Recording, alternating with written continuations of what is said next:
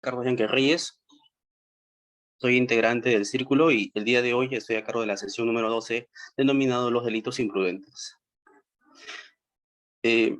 La presente exposición va a versar sobre los siguientes tópicos: origen de la relevancia de los delitos imprudentes, la tipicidad de los delitos imprudentes, imputación objetiva, dentro de ella la imputación de la conducta, imputación del resultado y la imputación subjetiva, y algunos otros tópicos que se desarrollan dentro de estos puntos.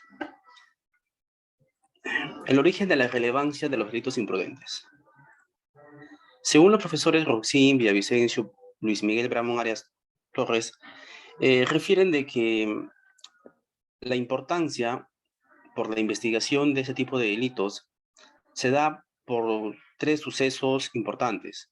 Entre ellos, por ejemplo, el proceso de industrialización, el proceso de tecnificación, el uso o el aumento del tráfico automotor, así como la manipulación de máquinas industriales. Entonces, ellos refieren de que a partir de estas tres actividades que se generaron en el mundo y en las sociedades actuales, es que se le da mayor importancia al tratamiento de los delitos imprudentes. Por una sencilla razón, y es que las tres actividades antes mencionadas van a generar mayores fuentes de riesgos y a su vez nuevos fuentes de riesgo de lo que ya existían en su momento. Es por esa razón que ellos refieren pues que estas actividades van a impulsar el estudio y la investigación en el tratamiento de este tipo de delitos en la ciencia penal. En cuanto a la tipificación legislativa, en el sistema italiano, para denominar a los delitos imprudentes, se utiliza la acepción culpa, mientras que en el sistema alemán se decantan por el término imprudencia. En nuestra realidad nacional, en nuestra normativa, por ejemplo, en el Código Penal de 1994, se utilizaba el término negligencia, que también pues, se asemeja al término culpa. Sin embargo, en el Código actual, es decir, el Código de 1991, los legisladores han optado por otro término, que es el de culpa. Sin embargo, en la doctrina actual, todos los profesores, tanto versados en derecho penal, se decantan por usar el término imprudencia. Ello debido a una sencilla razón, y es que muchas veces la palabra culpa puede inducir a error. ¿Por qué? Porque si uno busca en el diccionario por culpa puede entender muchas cosas, entre ellos, por ejemplo, que se equivale a un hecho ilícito, a una infracción, o que se le asemeja a la culpabilidad. Entonces, a fin de no inducir a las personas que quizás no son ilustradas en derecho, es por eso que ellos han optado por denominar a ese tipo de delitos como delitos imprudentes. Nuestro Código Penal de 1991 presenta algunas características respecto a este tipo de delitos. Así vamos a encontrar, por ejemplo, de que existe la denominada numerus clausus, que se expresa en lo siguiente, ¿no? Es que la infracción culposa en estos casos siempre tiene que estar establecida en la ley. En este caso, en el Código Penal, lo que implica de que no va a existir delitos culposos que no estén expresamente establecidos así. A modo de ejemplo, tenemos aquí el homicidio culposo, las lesiones culposas y el peculado culposo.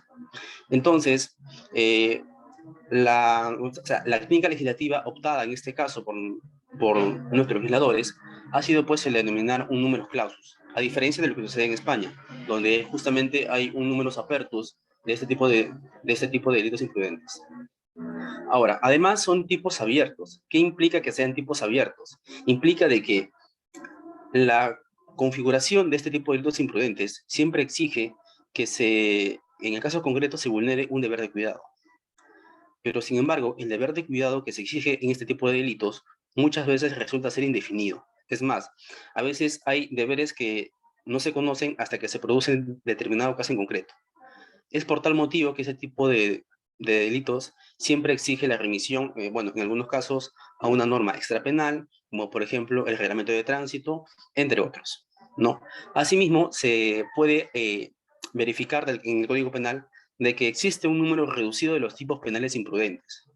Es decir, si uno compara la cantidad de delitos dolosos frente a la cantidad de delitos culposos, va a encontrar claramente de que los tipos culposos son contaditos así con la mano. Uno lo puede contar con la mano y va a encontrar que es muy reducido. si ponemos en un porcentaje, el 95% son delitos dolosos y el 5% son delitos culposos, ¿no? Entonces tenemos eso. Ahora, por otro lado, vamos a encontrar de que hay una suerte de dependencia de los delitos imprudentes frente a los delitos culposos, perdón, frente a los delitos dolosos. Y es que siempre, o sea, si uno observa, por ejemplo, al delito de homicidio culposo, tiene su correlativo, su correspondiente, eh, el homicidio doloso. Lo mismo sucede con las lesiones culposas, que siempre están en una suerte de dependencia frente a las lesiones dolosas. Esto es siempre a esa correlación. No vamos a encontrar, o al menos es lo que sostiene el maestro Villavicencio, no vamos a encontrar delitos culposos que sean independientes, es decir, que solamente existan en sí y que no tenga su correspondiente versión dolosa. En cuanto a los fundamentos de la punibilidad de este tipo de delitos imprudentes, vamos a encontrar dos. Así vamos a encontrar el desvalor de la acción y el desvalor del resultado, que lo voy a exponer más adelante. El desvalor de la acción, imputación de la conducta, refiere que se exige el análisis de que exista una infracción del deber. Pero antes de determinar la infracción del deber, debemos de determinar qué se entiende por este deber de cuidado. Entonces, el maestro Villavicencio sostiene de que el deber de cuidado es la obligación es la obligación de prestar el cuidado debido para evitar la lesión o puesta en peligro de determinados bienes jurídicos. Asimismo, en la ejecutoria del 2 de abril de 1998 nos dice que son una suerte de reglas, conjunto de reglas, que se debe observar si la gente mientras desarrolla una actividad concreta a título de profesión, ocupación o industria, por ser elemental y ostensible en cada caso como indicadores de prima, destreza o prudencia. Entonces, podemos aseverar una primera conclusión, y es que el deber de cuidado son aquellas reglas normativas que se deben de cumplir cuando se desarrollan o se ejecutan acciones que puedan desencadenar la lesión o puesta en peligro de un determinado bien jurídico protegido. Asimismo, vamos a encontrar que este deber de cuidado se puede comprender de dos maneras, tal cual lo hace el maestro Villavicencio. Nos dice que en un concepto objetivo, el deber de cuidado nos va a permitir identificar cuál es el cuidado debido que debe de adoptar las personas al desarrollar actividades peligrosas dentro de una sociedad. En un concepto normativo, nos dice de que esto de deber de cuidado nos va a permitir identificar eh, qué conductas resultan ser riesgosas. Es decir, por ejemplo, se ponen a analizar en un caso concreto la conducta que ha realizado una persona y hacen una correlación. Si esta conducta cumple con el deber de cuidado o si por el contrario lo ha infringido. En ese sentido, nos permite identificar conductas riesgosas. Asimismo, tenemos que va a haber un deber de cuidado interno y un deber de cuidado externo. El deber de cuidado interno implica que el ciudadano pueda advertir ante la creación de peligros qué acciones tomar, mientras que el deber de cuidado externo es una obligación de comportarse con el debido cuidado. Y esto se manifiesta en tres ejemplos. Por ejemplo, deber permitir acciones peligrosas, como por ejemplo conducir en estado de ebriedad o realizar una intervención quirúrgica sin tener los conocimientos necesarios para ello, así como también, ¿no? Por ejemplo, otro, deber de precauciones e informaciones previas, ¿no? Por ejemplo, si es que, y repito el ejemplo, si un médico decide operar a una persona, ¿no? Entonces tiene que ser especialista en la materia, ¿no? Porque muchas veces sucede de que resulta de que la pierna a amputar era la derecha y finalmente terminan amputando la pierna izquierda. Entonces siempre en este caso se exige la verificación de la historia clínica del paciente, ¿no? Y no cometer esos errores, ¿no? Siempre informarse previamente. Asimismo, tenemos un deber de actuar prudentemente en situaciones peligrosas. Si bien es cierto, en la sociedad siempre hay actividades que resultan ser peligrosas y en las cuales se puedan afectar los bienes jurídicos protegidos. Sin embargo, estas acciones peligrosas se permiten, pero en esos casos se debe de adoptar el mayor cuidado a fin de no aumentar, sino tratar de disminuir el peligro de que se pueda afectar un determinado bien jurídico protegido. En la ejecutoria de la Sala Penal de Apelaciones para Procesos Sumarios con Reos Libres de la Corte Superior de Justicia de Lima, el 29 de enero de 1998, expediente 6685-97, esto en el libro Rojas Vargas, encontramos que la violación del deber de cuidado se pone de manifiesto en la conducta, en este caso un ejemplo, del chofer del vehículo al no haberse detenido en tiempo suficiente para que las agraviadas bajen del vehículo y al cerrar la puerta, reemprender la marcha inmediatamente.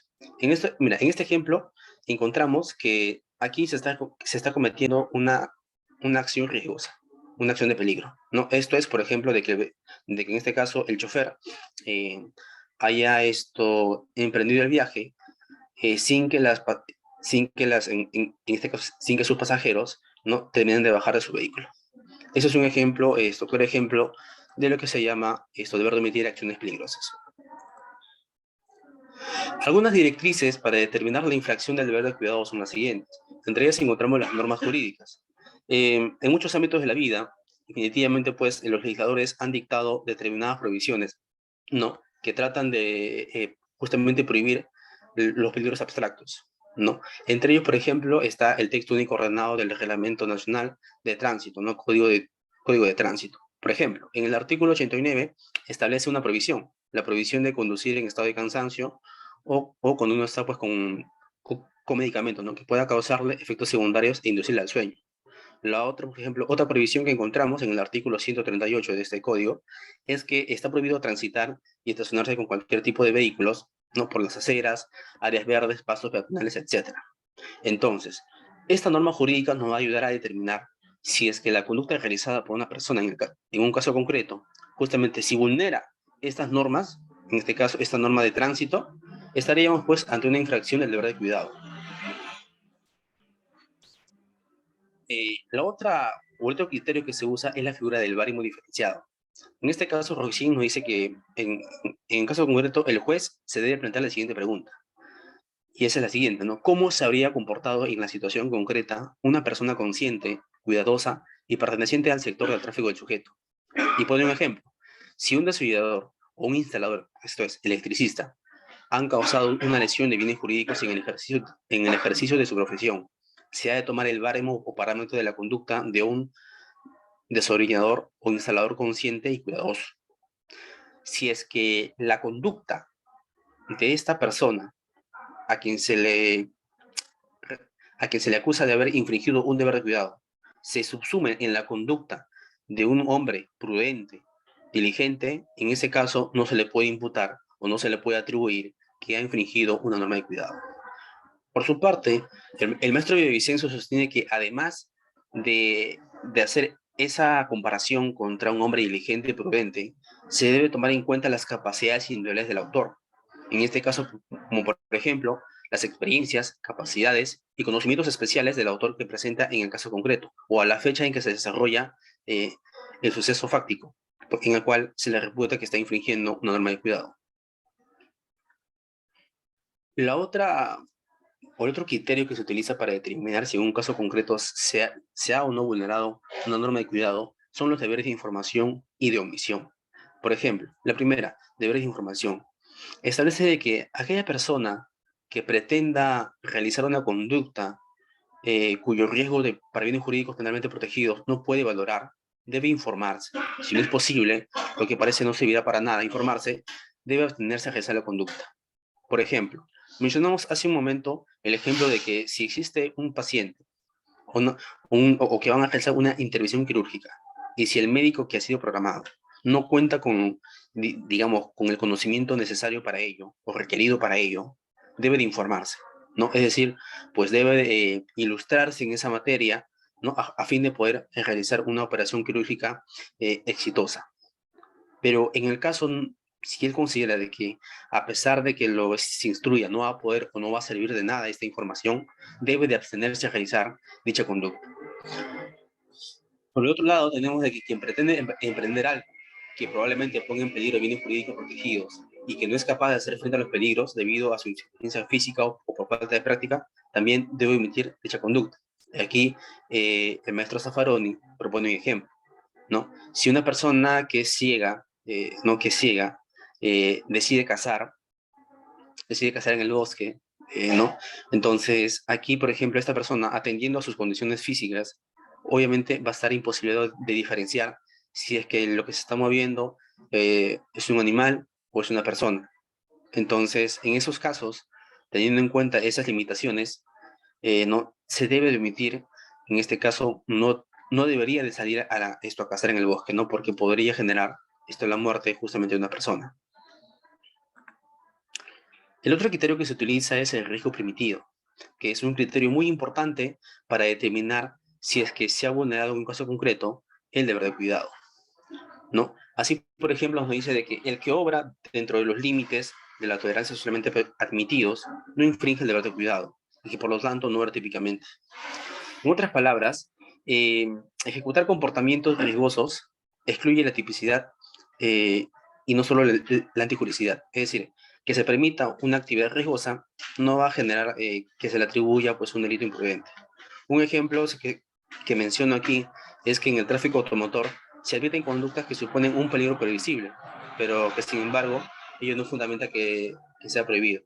Desde ya siempre uno es consciente de que el hecho de que una persona esté al volante implica pues un riesgo para los peatones o como también un riesgo para él mismo. Pero sin embargo esto aún así no fundamenta pues de que esa actividad pues, no se prohíba de plano.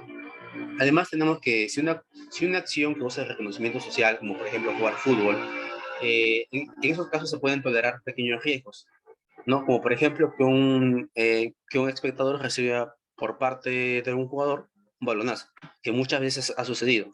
Yo recuerdo muy bien un reportaje que vi de que el jugador, bueno, el jugador ¿quién era?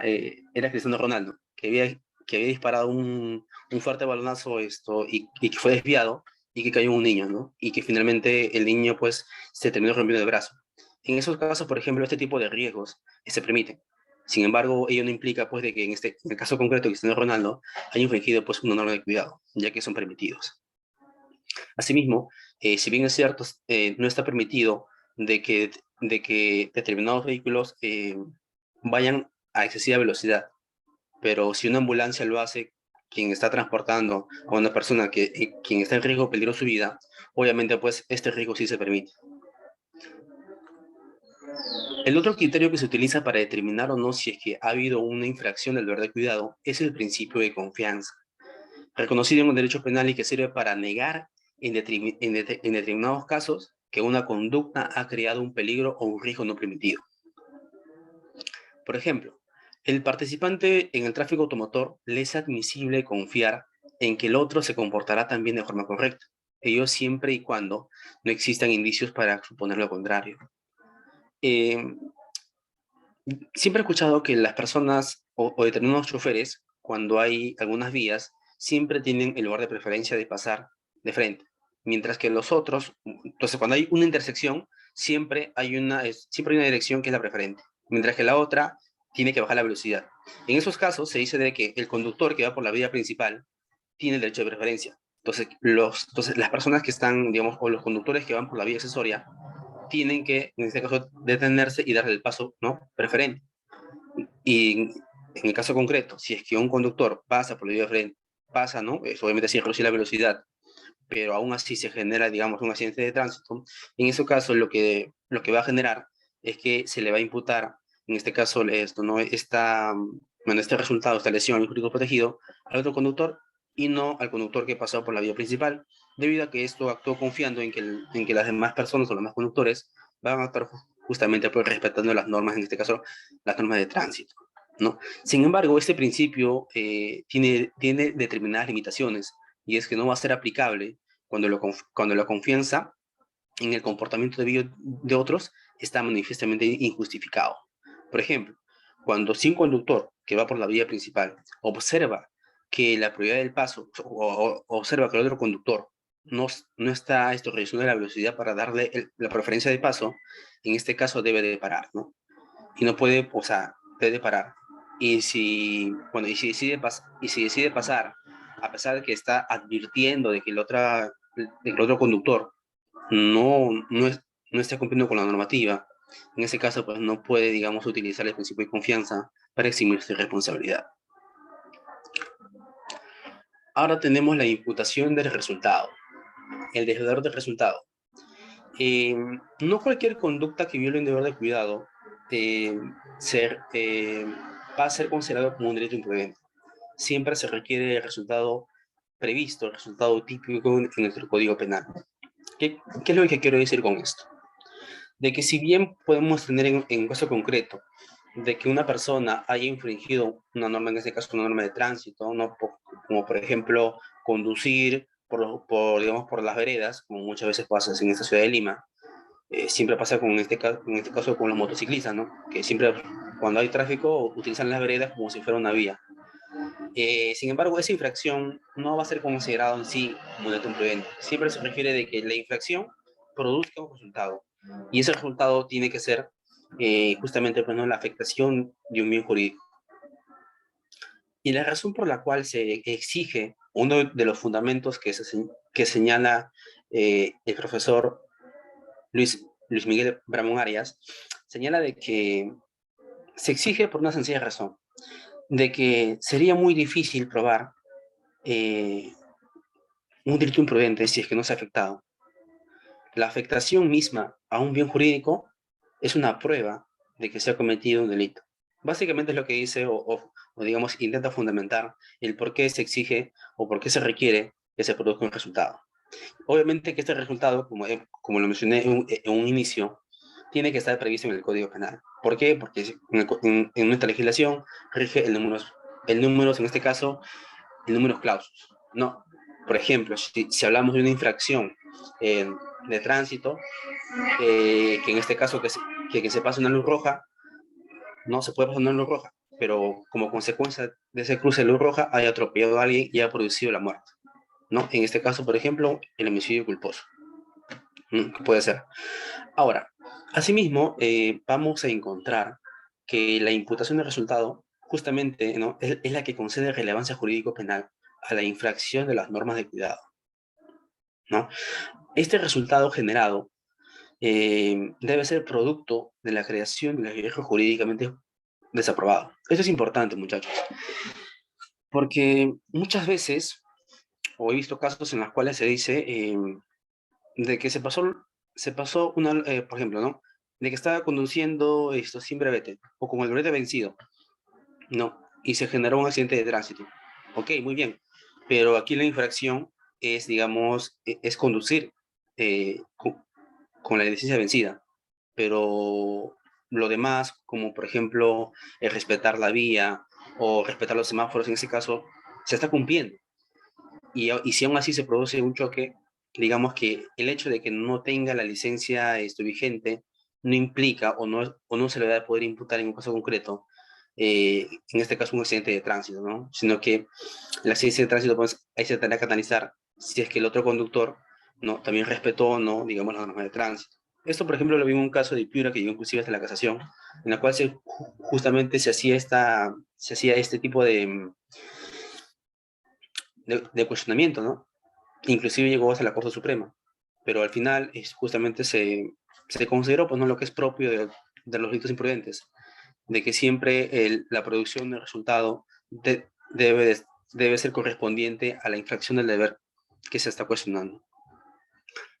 Ahora, otra exigencia que se hace para poder, digamos, estar o poder imputar un delito imprudente es que, si bien es cierto, bueno, se exige la producción del resultado, esto es, la afectación de un bien jurídico protegido, ese resultado tiene que haber sido previsto o previsible objetivamente desde la posición del autor. En consecuencia, ese, si es que ese resultado de afectación de bien jurídico protegido, el autor, digamos, no ha podido preverlo, no se podrá imputar, digamos, un delito imprudente, ¿no? Asimismo, este resultado típico debe encontrarse, una vez más, dentro del ámbito de la protección de la norma, ¿no? O sea, es decir, de aquella norma que se haya infringido.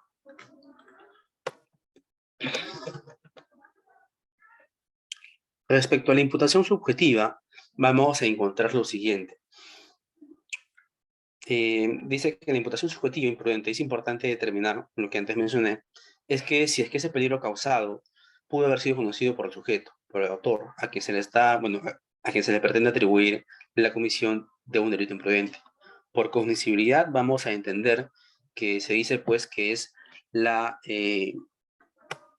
exigibilidad de conocer ¿no? el peligro, el mismo, o sea, y este peligro obviamente pues se va a determinar atendiendo a las circunstancias objetivas, conocimientos especiales y actuales y capacidades del autor.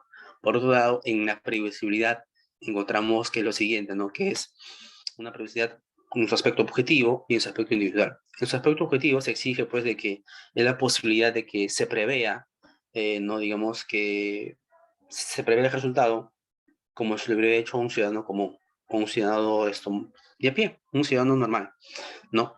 Que el resultado se hubiera producido. En el aspecto individual encontramos que la posibilidad de que la persona actúe en relación a sus experiencias y conocimientos especiales, ¿no? Esto es, que en base a sus conocimientos, no sé, pues en un caso tenemos, por ejemplo, de que una persona que no sea conductor, pero que conozca las normas de tránsito, al pie, o sea, o sea, al derecho y al revés, no pueda identificar que en un caso concreto pueda ver de que se va a producir, digamos, un delito, digamos, una infracción, ¿no? Ahí, y que producto de esa infracción se vaya a afectar un bien jurídico protegido. Asimismo, dentro del aspecto subjetivo de los delitos imprudentes, de todos los delitos imprudentes, vamos a encontrar lo que se llama, pues, la culpa consciente y la culpa inconsciente. Como la compañera anterior ya expuso este tema, solamente voy a hacer una mención rápida, ¿no? Sobre este punto. La culpa inconsciente se puede definir de la siguiente manera, ¿no? Que es aquella representación que se hace el autor de que producto de producto de la infracción de un deber de cuidado se pueda producir la afectación de un bien jurídico. Mientras que en la culpa inconsciente, ¿no? Sin representación, obviamente, la persona no se representa este peligro que pueda suceder o que pueda afectarse un bien jurídico. Ahora, sobre esta culpa inconsciente, quizás algunos puedan pensar y puedan decir no, pero si en el caso concreto tenemos que, si la persona actuó con culpa inconsciente, es decir, no se representó, no se preveyó, ¿por qué se le sanciona? Si hace un momento estábamos diciendo de que justamente una exigencia para poder imputar o poder sancionar por un delito imprudente es que el resultado sea previsto, ¿no? Se haya previsto, ¿no? Sin embargo, justamente este cuestionamiento lo hace Bacigalupo, que dice, ¿no? De que en este caso considero de que al no haber representación por parte del autor y justamente no tener, digamos, claro de poder readecuar su conducta y no infringir una norma de cuidado, no se podría imputar, digamos, eh, justamente, pues no se lo podría sancionar penalmente. Sin embargo, en nuestra dogmática penal nacional, nosotros o la mayoría de los profesores penalistas sostienen de que en este caso se sanciona esta culpa inconsciente debido a que justamente, si bien es cierto, no se ha previsto, estaba en la obligación de prever. Esto es, de que de que se hubiera adoptado los, los deberes de cuidado pertinentes, como lo hubiera hecho cualquier ciudadano de a pie, ¿no? Un ciudadano, digamos, común, hubiera podido advertir justamente esta posible afectación a este bien jurídico protegido. Y es justamente la razón fundamental por la cual se sanciona ese tipo de delitos. Ahora, entre las diferencias entre la culpa inconsciente y el dolo eventual, aquí pues una jurisprudencia que lo encontré en el CITE y considero que es pertinente mencionarla y también darla de forma completa, ¿no? Y que dice que, que en el dolo eventual se exige además de la previsibilidad del resultado como posible, que el autor lo haya ratificado o aceptado. En otros términos, que se representa que con su accionar puede ocasionar un resultado dañoso y sin embargo lo acepta en forma temeraria y en lugar de abstenerse a tomar precauciones necesarias, continúa con su accionar hasta que se produzca un resultado dañoso por el representado y aceptado. En cambio, en la culpa consciente sucede totalmente lo contrario, como mencionamos anteriormente, de que la actitud es de confianza, ¿no? Si bien es cierto, se prevé la posible producción de un resultado, esto es la afectación de un jurídico protegido, la persona, pues, obviamente, pues, atendiendo a sus tácticas personales, entre otras, conocimientos especiales, cree firmemente en que ese resultado no se va a producir. Pero siempre acá, un hincapié. de que la confianza tiene que ser fundada, ¿no? Digamos, tiene que ser razonada en base, pues, a conocimientos especiales, cualidades específicas, en este caso del autor. Otra cosita que debo mencionar respecto a estos delitos imprudentes es que no se sanciona lo que es la tentativa. Si bien es cierto, en el liter crímenes encontramos una parte que es la parte de ideación, actos preparatorios, la fase ejecutiva que comprende la tentativa, consumación y después el agotamiento. Sin embargo, solamente los delitos imprudentes se van a sancionar cuando sean consumados, ¿no? Es decir, si es que encontramos que quizás hubo por ahí una tentativa de este delitos imprudentes, no se va a sancionar penalmente.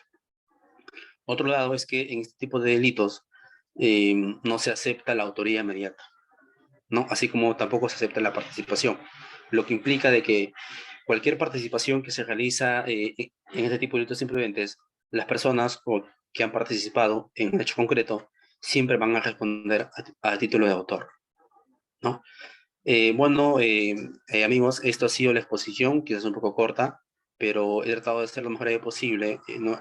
Respecto, pues, a estas cuestiones, o aspectos fundamentales, sobre todo de los delitos imprudentes, ¿no? Eso es todo por mi parte, y bueno, hasta una nueva oportunidad, y de antemano, pues, muchas gracias por la atención brindada hacia mi persona y esta pequeña exposición. Muchas gracias.